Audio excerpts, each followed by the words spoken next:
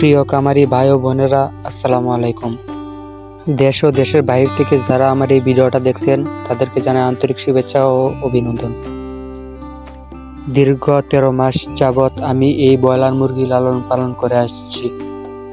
একটা বিষয় আপনাদের কাছে শেয়ার করতে চাই, যে বিষয়টা হলো ব্রয়লার মুরগি লালন পালন করে কাঠের কুড়া এবং তুষের মাধ্যমে, যেটাকে আমরা ধানের শুকল বলে থাকি, ওইটার মাধ্যমে।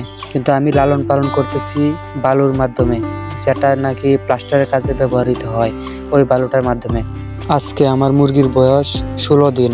এই 16 দিনে গড় ওজন পেয়েছি 700 গ্রাম। অভিজ্ঞ খামারি ভাইদের কাছ থেকে পরামর্শ চাচ্ছি, ওজন ঠিক আছে নাকি ওজনের ঘাটতি আছে। আমার এখানে বাচ্চা আছে 520 পিস।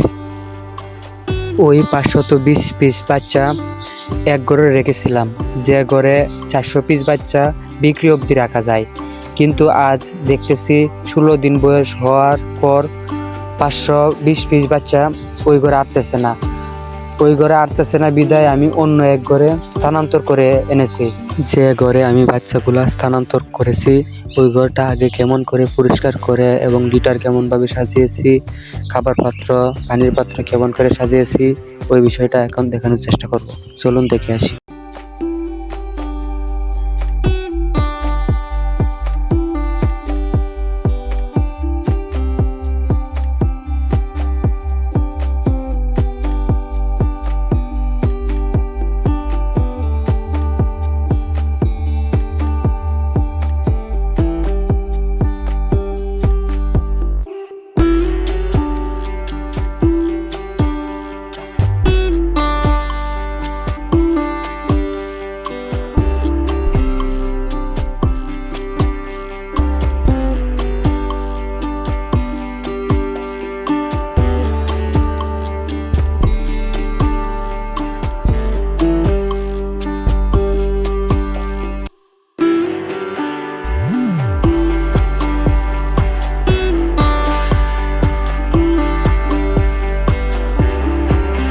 তো প্রিয় দর্শক বন্ধুরা, এই ছিল আজকের ভিডিও।